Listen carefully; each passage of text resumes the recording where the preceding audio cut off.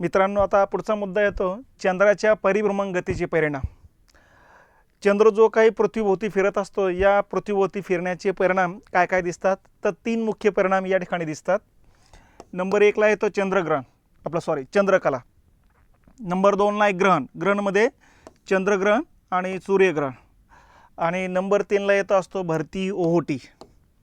हे तीन परिणाम आपल्याला पृथ्वीवरच्या लोकांना दिसत असतात। मग आता यामध्ये आपल्याला या ठिकाणी या लेक्चरमध्ये आपल्याला हे दोन मुद्दे आता समजून घ्यायचे, चंद्रकला आणि ग्रहण। मग आता चंद्रकला म्हणजे काय आता ते समजून घेऊ आपण। हे बघा, हा आपला सूर्य आहे। या सूर्याभोवती या ठिकाणी पृथ्वी फिरत असते। पृथ्वीवरती सूर्याच्या बाजूने दिवस आहे, अपोजिट भागामध्ये रात्र आहे बघा। आणि चंद्र या ठिकाणी ज्यावेळेस असतो त्यावेळेस पूर्ण चंद्र असतो, आणि पूर्ण चंद्र असेल तर या स्थितीला म्हणायचं आपण पौर्णिमा। ठीक आहे। आणि अशा पद्धतीने चंद्र इथून इथपर्यंत येतो 15 दिवसामध्ये। आणि इथं मग चंद्रावरती सूर्याच्या बाजूने प्रकाश आहे, इकडच्या बाजूने पृथ्वीच्या बाजूने रात्र आहे। आणि मग पूर्ण चंद्र या ठिकाणी प्रकाशित भाग सूर्याच्या बाजूने असणे म्हणजे पृथ्वीच्या बाजूने रात्र असणे, याचा अर्थ ही स्थिती आहे अमावस्याची। ठीक आहे। तर पौर्णिमेपासून अमावस्यापर्यंत 15 दिवसाचा कालावधी येतो। या 15 दिवसाच्या कालावधीमध्ये चंद्राचा प्रकाशित भाग हळूहळू कमी कमी होत जात असतो। म्हणजे पौर्णिमेपासून 4 दिवसापर्यंत या ठिकाणी जर बघितलं तर बराच भाग कमी झालेला असेल। ठीक आहे। आणखीन 4 दिवसानंतर बरोबर अर्धाच भाग राहिलेला असेल। आणखीन 4 दिवसानंतर नुसती कोरच दिसायला लागेल आपल्याला। आणि आणखीन 4 दिवसानंतर पूर्ण काळा भाग दिसायला लागेल। तर पौर्णिमेपासून अमावस्यापर्यंत प्रकाशित भाग कमी कमी होत जात असतो, आणि अमावस्यापासून पौर्णिमेपर्यंत पुढच्या 15 दिवसामध्ये प्रकाशित भाग वाढायला लागत असतो। ठीक आहे।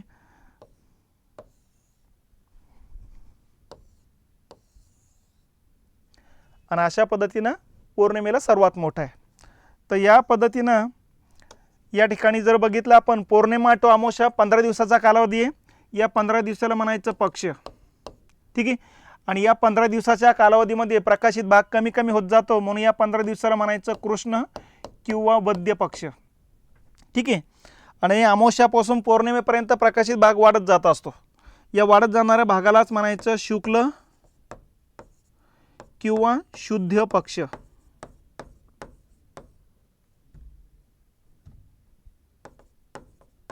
ठीक आहे। तर अशा पद्धतीनं आकाशात दिसणारा जो चंद्राचा प्रकाशित भाग येतो दररोज बदलत असतो।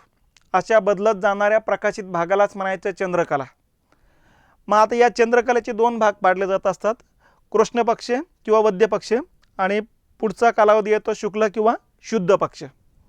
कृष्ण किंवा वद्य पक्ष हा येतो पौर्णिमापासून अमावस्यापर्यंत 15 दिवसाचा कालावधी, आणि अमावस्यापासून 15 दिवसाच्या कालावधीला म्हणायचं शुक्ल किंवा शुद्ध पक्ष। ठीक आहे। या 15 दिवसाच्या कालावधीमध्ये प्रकाशित भाग कमी कमी कमी कमी होत जात असतो, आणि शुक्ल पक्षामध्ये 15 दिवसामध्ये प्रकाशित भाग हळूहळू वाढत जात असतो। मग आता हे 15 दिवस कसं मोजले जातात, तर पौर्णिमेनंतर पहिला दिवस म्हणजे प्रतिपदा, दुसरा दिवस म्हणजे द्वितीया, तृतीया, चतुर्थी, पंचमी, षष्ठी, सप्तमी, अष्टमी, नवमी, दशमी, 11वा दिवस म्हणजे एकादशी, द्वादशी, त्रयोदशी, 14वा दिवस म्हणजे चतुर्दशी, आणि 15वा दिवस म्हणजे अमावस्या।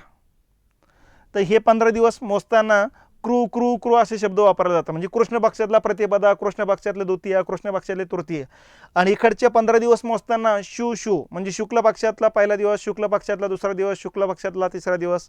अशा पद्धतीनं महिन्याभराची 30 दिवसाचा हा कालावधीचा भाग आहे। याचे हे दोन भाग या ठिकाणी पाडले जातात। तर थोडक्यात या घटनेलाच म्हणायचं चंद्रकला। मग नेहमी लक्षात ठेवायचं, या ठिकाणी आपण जर बघितलं तर आकाशात दिसणारा चंद्राचा प्रकाशित भाग दररोज बदलत असतो। अशा बदलत जाणाऱ्या प्रकाशित भागालाच म्हणायचं चंद्रकला। मग आता चंद्रकलामध्ये या ठिकाणी लक्षात घ्यायचं, पौर्णिमेच्या दिवशी सर्वात मोठा चंद्र असतो बघा। पौर्णिमेपासून अमावस्यापर्यंत चंद्राचा प्रकाशित भाग दररोज 25-25-25च्या हिशोबाने आपण जर बघितलं, आपण 4 दिवसांना, 4 दिवसानंतर 25% एरिया कमी होतो, 4 दिवसानंतर 50% एरिया कमी होईल। म्हणजे इथं प्रकाशित भाग जो आहे या ठिकाणी जर बघितलं आपण 75%, इथं प्रकाशित भाग राहतो 4 दिवसानंतर 50%च। इथं प्रकाशित भाग राहतो या ठिकाणी 25%च, आलं लक्षात. आणि इथं प्रकाशित भाग 0%. आता इथं प्रकाशित भाग या ठिकाणी 25%नं वाढला, आता इथं 50%नं वाढला, इथं 75%नं वाढला आणि इथं 100%नं वाढला. तर या वर्षी 2023ला हाच प्रश्न होता की चंद्राचा 75% भाग या ठिकाणी केव्हा प्रकाशित असतो. मग याला दिलं ए, याला दिलं बी, याला दिलं सी, याला दिलं डी, याला दिलं ई असे नावं दिलेत. आणि दिलेले मग बी आणि डी बरोबर आहे, सी आणि बी बरोबर आहे. तर मग आपल्याला उत्तर होतं बी आणि सी बरोबर आहे. तर या पद्धतीनं सुद्धा प्रश्न या ठिकाणी विचारले जातात, म्हणून आपण याही हिशोबानं या ठिकाणी लक्षात घेतलं पाहिजेत. तर अशा पद्धतीनं हे चंद्रकला येत असतात.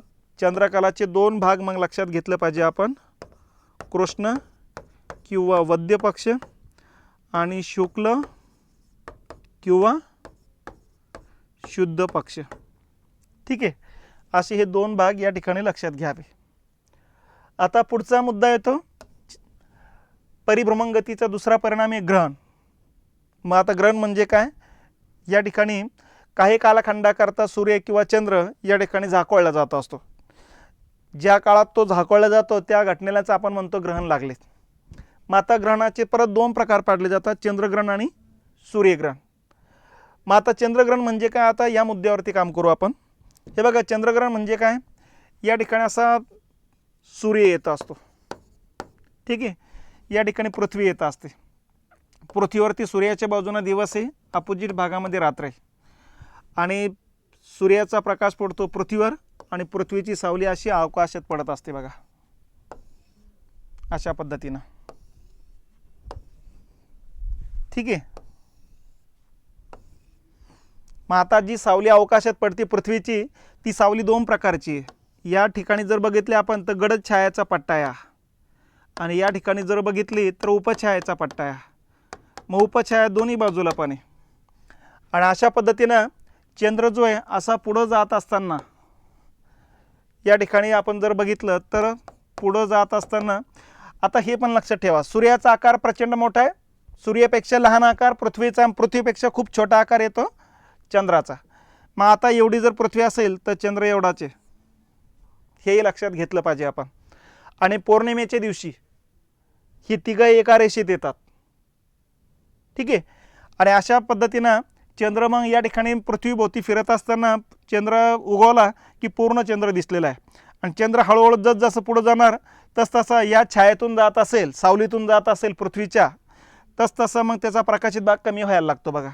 ज्यावेळेस चंद्र उपछायेत येतो त्यावेळेस चंद्र म्हणजे ढगात गेल्यासारखा वाटायला लागतो, प्रकाश जास्त दिसत नाही, थोडाफार प्रकाश चमकताना दिसतो चंद्राचा, ढगाळ वातावरण झाल्यासारखं वाटायला लागतं बघा. पण आता या उपछायेत गेल्यानंतरच्या याला ग्रहण म्हटलं जात नाही, हेही लक्षात घेतलं पाहिजे. ठीक आहे, पण चंद्र ज्या वेळेस गडद छायेत जातो त्यावेळेस जेवढा भाग गडद छायेत गेला तेवढा भाग अजिबात दिसत नाही. या घटनेला म्हणतो आपण मग खंडग्रास चंद्रग्रहण लागलं. ज्यावेळेस चंद्र पुढं जातो त्यावेळेस पूर्ण गडद छायेत गेल्यानंतर पूर्ण झाकळला जातो, या स्थितीला म्हणतो आपण खग्रास चंद्रग्रहण. आणि मग बाहेर पडतानाच्या स्थितीला म्हणायचं आपण परत खंडग्रास चंद्रग्रहण. आलं लक्षात. तर खंडग्रास चंद्रग्रहण 2 वेळेस दिसत असतं बघा, एकदा लागताना, बाहेर पडताना आणि लागताना, असे 2दा. आणि खग्रास चंद्रग्रहणमध्ये एकदा गेलं की खग्रास चंद्रग्रहण, पूर्ण झाकळला गेला असेल तर खग्रास चंद्रग्रहण असतं, काही भाग झाकळलेला काही भाग प्रकाशात आहे, खंडग्रास चंद्रग्रहण. असे सरळ चंद्रग्रहणाचे 2 प्रकार पाडले जातात. ठीक आहे, मग आता खग्रास चंद्रग्रहण जे आहे ते जास्तीत जास्त 1 तास 45 मिनटं दिसते, किंवा 105 मिनटं म्हणू आपण त्याला, किंवा 1.25 घंटे म्हणू आपण. तर तेवढे दिसत असते, याच्यापेक्षा जास्त वेळ दिसलेले नाही. आणि खंडग्रास किती वेळ दिसते याबद्दलच्या कुठल्याही नोंदी नाही. तर अशा पद्धतीनं या ठिकाणी हा दिवस येतो पौर्णिमेचा. पौर्णिमेच्या दिवशी ज्या वेळेस सूर्य, मध्यभागात पृथ्वी आणि त्याच्या समोर चंद्र येतो, आणि यांच्यामध्ये कोणात्मक अंतर 0 अंश होत असेल, एका रेषेत येत असेल, तर अशा वेळेस सूर्याचा प्रकाश पडतो पृथ्वीवर आणि पृथ्वीची सावली पडते आकाशामध्ये अवकाशामध्ये. आणि या अवकाशातून या सावलीतून ज्यावेळेस चंद्र पुढे जात असतो त्यावेळेस थोड्या काळासाठी चंद्र झाकळला जातो, कारण चंद्र परप्रकाशित आहे, स्वयंप्रकाशित नाही. सूर्याचा प्रकाश त्याच्यावर पडतो आणि त्यातला तो 7% या ठिकाणी रिफ्लॅक्ट करत असतो. परंतु ज्यावेळेस पृथ्वीच्या सावलीमध्ये चंद्र येतो त्यावेळेस सूर्याचा प्रकाश चंद्रापर्यंत पोहोचू शकत नाही, म्हणून चंद्राचा प्रकाशित भाग थोडा वेळ अंधारात दिसतो किंवा प्रकाशित भाग दिसत नाही. या घटनेलाच पृथ्वीवरचे लोक चंद्रग्रहण लागले असं संबोधतात. लक्षात. आणि मग यातून बाहेर पडला की परत चंद्र दिसायला लागतो, मग आपण म्हणतो चंद्रग्रहण सुटलं. आणि ज्यावेळेस चंद्र या ठिकाणी येतो मग पूर्ण लख्ख प्रकाश पडायला लागतो, मग याला म्हणतो आपण मोक्ष मिळाला. तर अशा पद्धतीनं या ठिकाणी ही चंद्रग्रहणाची संकल्पना आहे. मग या ठिकाणी काय काय लक्षात घ्यायचं? सगळ्यात पहिला मुद्दा लक्षात घ्यायचं, वैशिष्ट्यामध्ये चंद्रग्रहणाची वेळेस स्थिती कशी असते. मग स्थिती कशी असेल? सूर्य, त्याच्या पुढे येतो पृथ्वी आणि पृथ्वीच्या पुढे येत असते चंद्र. असा पर्याय जे असेल तुमचं उत्तर असेल. किंवा मग असं पण उत्तर असू शकतं, चंद्र मधल्या भागात पृथ्वी आणि त्याच्या समोर सूर्य. लक्षात. काही केलं तर मधल्या भागात पृथ्वीच यायला पाहिजेत. तर या स्थितीमध्ये चंद्रग्रहण दिसत असतं. नंबर 2चं आहे, चंद्रग्रहण फक्त पौर्णिमेलाच दिसतंय, बाकीच्या दिवशी दिसणार नाही. कारण पौर्णिमेलाच हे एका रेषेत येत असतात. पण प्रत्येक पौर्णिमेला दिसणार पण नाही, हेही लक्षात घेतलं पाहिजेत. कारण प्रत्येक पौर्णिमेला यांच्यातलं कोणात्मक अंतर 0° होईल याची गॅरंटी नाही, एका सरळ रेषेतच येईल याची गॅरंटी नाही. का नाही? त्याचं कारण असं आहे की चंद्राचं वैशिष्ट्य लक्षात घेतलं पाहिजे. चंद्र ह्या कोपऱ्यात उगवला की ह्या कोपऱ्यात मावळतीला जातो आणि नंतर होतं काय, 6 महिने उत्तरेकडे जातो, उगवच मावळतीला दक्षिणेकडे जातो. तर अशा पद्धतीनं जाताना सरळ जाताना असं जाताना एकदा आणि इकडे जाताना एकदा, इकडे जाताना एकदा, समोरासमोर दोनदाच येतो. म्हणून वर्षामध्ये या ठिकाणी ज्या 12 पौर्णिमा आहे, 12 पौर्णिमेपैकी फक्त 2च पौर्णिमेला ग्रहण दिसत असते. म्हणजे ग्रहण पौर्णिमेला दिसतं, पण किती वेळेत दिसतं? वर्षभरात 2 ते 3 वेळेत दिसत असते, याच्यापेक्षा जास्त वेळ दिसलेले नाही. ठीक आहे, दोनदाच दिसतात जास्तीत जास्त. परंतु 100-150 वर्षातून एखाद्या वेळेस अधिकच्या महिन्यात एखाद्या वेळेस दिसतं बघा. तर 2दा ते 3दा दिसते. त्याच्यानंतर या ठिकाणी हे लक्षात घेतलं पाहिजे, चंद्रग्रहण पृथ्वीवरच्या कोणत्या भागातल्या लोकांना दिसेल? तर रात्र असलेल्या भागातल्या संपूर्ण लोकांना दिसत असते. हा एवढ्या लोकांना भागात जेवढे देश आहेत त्या सगळ्याच लोकांना दिसत असणार आहे. ठीक आहे. त्याच्यानंतर चंद्रग्रहण पृथ्वीच्या जे काही दाट सावली आहे त्या दाट सावलीतल्याच पट्ट्यात दिसत असतं. उपसावलीतल्या पट्ट्यामध्ये चंद्रग्रहण दिसत नसतं, कारण तिथे चंद्र दिसतो आपल्याला क्लिअर कट. ठीक आहे. म्हणून गडद छायेतूनच चंद्रग्रहण दिसत असतो. आणि चंद्र पूर्ण झाकळला गेला असेल तर खग्रास चंद्रग्रहण, आणि काही भाग झाकळलेला काही प्रकाशित असेल तर खंडग्रास चंद्रग्रहण. तर असे सरळ या ठिकाणी 2 भाग पाडले जातात बघा. ठीक आहे. खग्रास चंद्रग्रहण आणि खंडग्रास चंद्रग्रहण. मग खग्रास चंद्रग्रहण जास्तीत जास्त 1 तास 45 मिनिटं दिसलेले आहे, त्याच्यापेक्षा जास्त वेळ दिसलेले नाही. आणि खंडग्रास किती वेळ दिसते याचा नोंद या ठिकाणी नाही, त्यामुळे आपण त्याबद्दल काही जास्त सांगत बसण्याची गरज नाही. तर अशा पद्धतीनं या ठिकाणी हे चंद्रग्रहणाची स्थिती लक्षात ठेवा. याची व्याख्या कशी केली जाते? काही वेळा या ठिकाणी पौर्णिमेला सूर्य, पृथ्वी, चंद्र एका रेषेत येतात.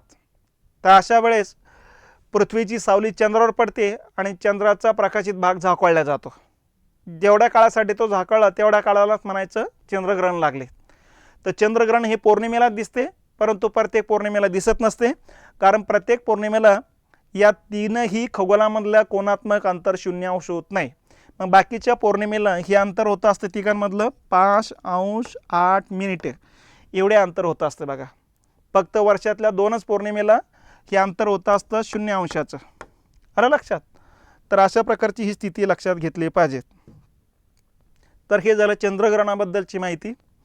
आता पुढचा मुद्दा येतो सूर्यग्रहण. मग आता सूर्यग्रहण म्हणजे काय? तर या ठिकाणी हा सूर्य, या ठिकाणी आपली चंद्र येतो असतो बघा. चंद्राचा आकार छोटा आहे त्यामुळे ते सावली पण छोटी असणार आहे. सूर्याचा आता अमावस्याच्या दिवशी होतं काय, चंद्र या बाजूने येते आणि पृथ्वी समोरच्या बाजूने येत असते. मग सूर्याचा प्रकाश पडतो चंद्रावर आणि चंद्राची सावली पडते पुढे अशी अवकाशामध्ये.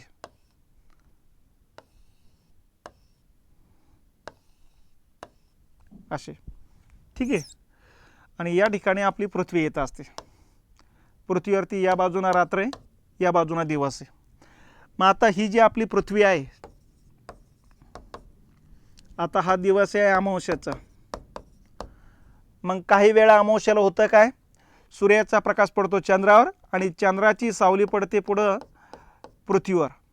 आता चंद्राची सावली पडताना दोन प्रकारच्या सावली या ठिकाणी पडत असते, गडद सावली, गडद छाया, आणि या ठिकाणी पडत असते उपछाया. हा उपछायाचा पट्टा आहे, हा गडद छायाचा पट्टा आहे. ठीक आहे. ज्या वेळेस हे तिघांमधले कोणात्मक अंतर 0 अंश होत असते त्यावेळेस सूर्याचा प्रकाश पडतो चंद्रावर आणि चंद्राची सावली पडते पृथ्वीवर.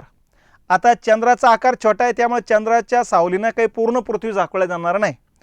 तर चंद्राची सावली ज्या पट्ट्यात पडली त्या पट्ट्यातल्या लोकांना सूर्य थोड्या वेळ करता दिसत नाही, म्हणून त्याच पट्ट्यातले लोक म्हणतील सूर्यग्रहण लागले. मग आता चंद्राची सावली जी पडलेली ती दोन प्रकारची आहेत, एक गडद छाया आहे, एक उपछाया आहे. गडद छाया पडलेला जो काय पट्टा असेल 50, 100, 150 किलोमीटरचा, या पट्ट्यातल्या लोकांना अजिबात सूर्य दिसणार नाही, म्हणून या पट्ट्यातले लोक म्हणतील खग्रास सूर्यग्रहण लागले. ठीक आहे. आणि खग्रास सूर्यग्रहण जास्तीत जास्त 7.5 मिनिटं दिसलेले आहे, त्याच्यापेक्षा जास्त वेळ दिसलेले नाही. आणि उपछाया पडलेल्या पट्ट्यातले जे लोक ज्या वेळेस ते सूर्य बघतील तर त्यावेळेस या पट्ट्यातल्या लोकांना चंद्रामुळं सूर्याचा हा भाग दिसणार नाही, तर या पट्ट्यातल्या लोकांना चंद्रामुळं सूर्याचा हा भाग दिसणार नाही, म्हणजे बाकीचा भाग दिसेल. याचा अर्थ या पट्ट्यातले लोक म्हणतील खंडग्रास सूर्यग्रहण लागले. आणि खंडग्रास सूर्यग्रहण किती वेळ दिसते अशा काही नोंदी नाही. तर थोडक्यात चंद्राच्या उपछायातून खंडग्रास सूर्यग्रहण लागते आणि चंद्राच्या गडद छायातून खग्रास सूर्यग्रहण लागत असते. तर अशा पद्धतीनं या ठिकाणी हे ग्रहणाचे प्रकार जे यावरून पडत असतात बघा. ठीक आहे. त्याचबरोबर तिसरा एक प्रकार असतो खंडग्रास, आपलं कंकणाकृती सूर्यग्रहण. मग हे कंकणाकृती सूर्यग्रहण केव्हा दिसतं तेही लक्षात घ्या. हे बघा, ही आपली पृथ्वी आहे, पृथ्वीवर या बाजूना रात्र, या बाजूना दिवस आहे. ठीक आहे. आणि या पृथ्वीभोवती चंद्र जो आहे नियोजित आणि लंबवर्तुळाकार कक्षेत फिरत असतो. आणि चंद्र या ठिकाणून जात असेल तर अपभू स्थिती आहे, अंतर चंद्राचं आणि पृथ्वीचं जास्तीत जास्त आहे. आणि अशा वेळेस जर या ठिकाणी सूर्य येत असेल आणि अशा वेळेस या ठिकाणी अमावस्याची स्थिती असेल आणि तिघातलं कोणात्मक अंतर 0 अंश होत असेल आणि चंद्राची अपभू स्थिती असेल, तर या तिन्ही स्थिती असताना होतं काय, मग सूर्याचा प्रकाश पडतो चंद्रावर आणि चंद्राची जी काही गडद छाया आहे ती गडद छाया पृथ्वीवर पडण्याच्या अगोदर संपुष्टात येऊन जाते. आणि या छायेच्या समोरासमोर पृथ्वीवरची या भागातले लोक ज्यावेळेस सूर्याकडे बघतील त्यावेळेस चंद्रामुळं सूर्याचा मधला भाग त्यांना झाकळलेला दिसेल आणि कडा तशा दिसायला लागतील. तर अशा वेळेस त्या भागातले लोक म्हणतील कंकणाकृती सूर्यग्रहण लागले. ठीक आहे. त्याला म्हणायचं कंकणाकृती सूर्यग्रहण. मग हे सूर्यग्रहण किती वेळ दिसते, जास्तीत जास्त 10 ते 20 सेकंद दिसत असते. ठीक आहे. तर हे क्वचित दिसतं, हे ते काही वारंवार दिसणार नाही. खग्रास आणि खंडग्रास ते एकाच वेळेत दिसणार आहेत. ठीक आहे. परंतु हे वारंवार दिसणार नाही. यासाठी अमावस्या असले पाहिजेत, या तीनही खगोलातलं कोणात्मक अंतर 0 अंश असायला पाहिजेत आणि चंद्राची अपभू स्थिती असायला पाहिजेत. या तिन्ही स्थिती जर एकत्र येत असतील तर कंकणाकृती सूर्यग्रहण दिसणार आहेत. म्हणून हे तो 5-50 वर्ष ते दिसत नसतं. एखाद्या ठिकाणी दिसलं की नंतर या ठिकाणी त्याला 5-50 वर्षानंतर त्या ठिकाणी दिसत असतो. तर अशा पद्धतीनं या ठिकाणी सूर्यग्रहणाचे 3 प्रकार पाडले जातात: खंडग्रास सूर्यग्रहण, खग्रास सूर्यग्रहण आणि कंकणाकृती सूर्यग्रहण. ठीक आहे. सूर्यग्रहणाचं वैशिष्ट्य लक्षात ठेवलं पाहिजेत. सूर्यग्रहणाचं पहिलं वैशिष्ट्य या ठिकाणी सूर्यग्रहण जे आहे ती स्थिती लक्षात घेतली पाहिजेत. सूर्यग्रहणाच्या वेळेची स्थिती काय, मग मधल्या भागात चंद्र येतो.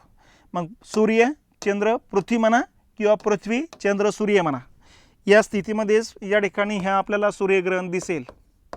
सूर्य चंद्र आणि पृथ्वी अशी स्थिती म्हणा किंवा पर्याय जर असा आला तर तेही उत्तर बरोबर असेल. पृथ्वी चंद्र सूर्य दोन्ही स्थितीमध्ये आपल्या लक्षात येतं चंद्रच मध्ये येतोय, तर मध्य भागामध्ये चंद्र यायला पाहिजेत. ठीक आहे. दुसरं वैशिष्ट्य सूर्यग्रहण नेहमी अमावस्येलाच दिसत असते. ठीक आहे. पण अमावस्या पण वर्षभरात 12 येतात, 12 महिन्यात 12, पण 12 ही अमावस्येला काही सूर्यग्रहण दिसणार नाही. मग केव्हा दिसेल? ज्यावेळेस या तिघांमधलं कोणात्मक अंतर 0° होईल त्यावेळेसच दिसेल. आणि असे कोणात्मक अंतर 0° एका वर्षात 4 ते 5 वेळेस होतं असते बघा. आणि चंद्रग्रहण कोणात्मक अंतर 2 ते 3 वेळेस होते, परंतु सूर्यग्रहणाच्या वेळेस 4 ते 5 वेळेस होतं असते. म्हणजे एका वर्षात या ठिकाणी आपण जर बघितलं तर सूर्यग्रहण 4 ते 5 वेळेस दिसत असतं, तर चंद्रग्रहण फक्त 2 ते 3 वेळेस दिसत असते. चंद्रग्रहणाचे 2च प्रकार आहे, खग्रास चंद्रग्रहण, खंडग्रास चंद्रग्रहण. पण सूर्यग्रहणाचे 3 प्रकार आहे, खग्रास सूर्यग्रहण, ठीक आहे, खंडग्रास सूर्यग्रहण आणि कंकणाकृती सूर्यग्रहण, असे याचे 3 प्रकार आहे. मग खग्रास सूर्यग्रहण जास्तीत जास्त किती वेळ दिसते? तर 7.5 मिनिटे दिसते ते. खंडग्रास किती वेळ दिसते याची नोंदी नाही. आणि कंकणाकृती जी आहे ते फक्त 10 ते 20 सेकंदच दिसत असते. तर अशा पद्धतीनं सूर्यग्रहणाची ही वैशिष्ट्ये या ठिकाणी लक्षात घेतली पाहिजेत. आणि आणखीन वैशिष्ट्ये काय? आणखीन एक वैशिष्ट्य म्हणजे चंद्राची सावली पृथ्वीवर ज्या भागात पडते त्याच भागातल्या लोकांना दिसेल, संपूर्ण दिवस असलेल्या भागामध्ये दिसणार नाही. तर ज्या एरियात सावली आहे एवढ्या एरियात सावली आहे, आता चंद्राची सावली पडलेली एवढ्याच पट्ट्यातल्या लोकांना दिसेल. हा पट्टा आणि या पट्ट्याचा सूर्यग्रहणाचा अर्थार्थी संबंध लागणार नाही.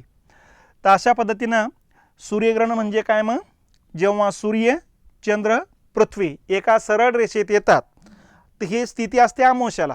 म्हणजे काही वेळा अमावस्याला सूर्य, चंद्र, पृथ्वी एका सरळ रेषेत येतात आणि अशा वेळेस चंद्राची सावली पृथ्वीवरती ज्या भागात पडते त्या भागातल्या लोकांना थोडा वेळ करता सूर्य दिसत नसतो, म्हणून त्याच भागातले लोक म्हणतील सूर्यग्रहण लागले. मग अशा पद्धतीनं या ठिकाणी सूर्यग्रहण या ठिकाणी 3 प्रकारचे, खग्रास सूर्यग्रहण गडद सावली पडलेल्या पट्ट्यातल्या लोकांना दिसत असते, खंडग्रास सूर्यग्रहण ज्या पट्ट्यामध्ये उपछाया पडलेली आहे त्या पट्ट्यातल्या लोकांना दिसत असते, आणि कंकणाकृती सूर्यग्रहण हे क्वचित दिसतंय. क्वचित केव्हा दिसतं? अमावस्या असले पाहिजेत, तिघामधलं कोणात्मक अंतर 0° असायला पाहिजेत आणि चंद्राची अपभू स्थिती असायला पाहिजेत, त्याच वेळेस हे कंकणाकृती सूर्यग्रहण दिसत असतं. थोडक्यात या ठिकाणी लक्षात घेतलं पाहिजेत, खग्रास सूर्यग्रहण असेल तर पूर्ण सूर्य झाकोळलेला दिसत असतो. खंडग्रास सूर्यग्रहण असेल तर सूर्याचा काही भाग झाकोळलेला दिसतो, बाकीचा प्रकाशित असतो.